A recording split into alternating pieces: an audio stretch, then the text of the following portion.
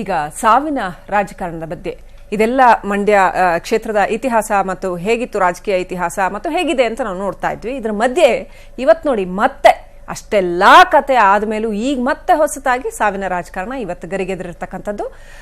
ಅಂಬರೀಷ್ ಅವರ ಪಾರ್ಥಿವ ಶರೀರವನ್ನ ತಂದಿದ್ದು ನಾನೇ ಅಂತ, ಆ ಪಾರ್ಥಿವ ಶರೀರ ತಂದಿದ್ದು ನಾನೇ ಅನ್ನೋ ಕ್ರೆಡಿಟ್ ಅನ್ನ ಎಚ್ ಡಿ ಕುಮಾರಸ್ವಾಮಿ ಅವರು ಎಲೆಕ್ಷನ್ ಟೈಮಲ್ಲಿ ಹೇಳ್ಕೋಬೇಕಾ ಅನ್ನೋ ಪ್ರಶ್ನೆಯನ್ನು ಎತ್ತೋ ಹಾಗೆ ಮಾಡಿದಂತ ಒಂದು ಹೇಳಿಕೆ.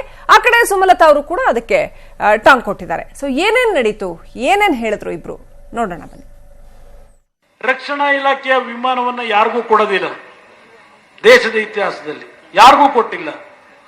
ಪಾರ್ಥಿವ ಶರೀರವನ್ನು ತೆಗೆದುಕೊಂಡು ಹೋಗ್ತಕ್ಕಂಥದ್ದಕ್ಕೆ ನಾನು ಎಲ್ಲಾ ರೀತಿಯ ನನ್ನ ಒಂದು ಆತ್ಮೀಯತೆಯನ್ನು ಇಟ್ಕೊಂಡಿದ್ದೆ. ಅಲ್ಲಿ ಅವರಿಗೆ ಮಾತನಾಡಿ ಕೇವಲ 5-6 ಗಂಟೆ ಒಳಗೆ ಒಂದು ಸ್ಪೆಷಲ್ ಹೆಲಿಕಾಪ್ಟರ್ನ, ಭಾರತೀಯ ವಾಯುಸೇನೆ ಹೆಲಿಕಾಪ್ಟರ್ನ ತಂದು ಅಲ್ಲಿಂದ ಮಂಡ್ಯ ಸ್ಟೇಡಿಯಂ ನಮ್ಮ DC ಹೇಳಿ, SP ಹೇಳಿ ಎಲ್ಲಾ ಭದ್ರತೆಗಳನ್ನ ರೆಡಿ ಮಾಡಿ ಅಂತ ಹೇಳಿ ಅಲ್ಲಿ ನಾನು ಕೊನೆಗೆ ಅಂತಿಮ ದರ್ಶನಕ್ಕೆ ಅಲ್ಲಿ ಇಟ್ಟೆ. ಈ ತರ ಸುಳ್ಳು ಮಾತುಗಳನ್ನ ಆಡೋರ್ಗೆ ಜನ ಉತ್ತರ ಕೊಡ್ತಾರೆ ಬಿಡಿ, ಅದು ತಕ್ಕ ಉತ್ತರ ಕೊಡ್ತಾರೆ. ಇದು ಈ ರೀತಿಯ ಮಾತುಗಳಿದೆಯಲ್ಲ, ಅವರು CM ಅನ್ನೋ ಸ್ಥಾನ ಅಥವಾ ಅವರು ಮನುಷ್ಯರು ಅನ್ನೋ ಸ್ಥಾನವನ್ನು ಅನ್ನೋ ವಿಷಯವನ್ನು ಮರೆತು ಮಾತಾಡ್ತಿರೋ ಒಂದು ಮಾತುಗಳಿದು. ನೋಡಿ, everything is fair in war and love ಅಂತಾರೆ.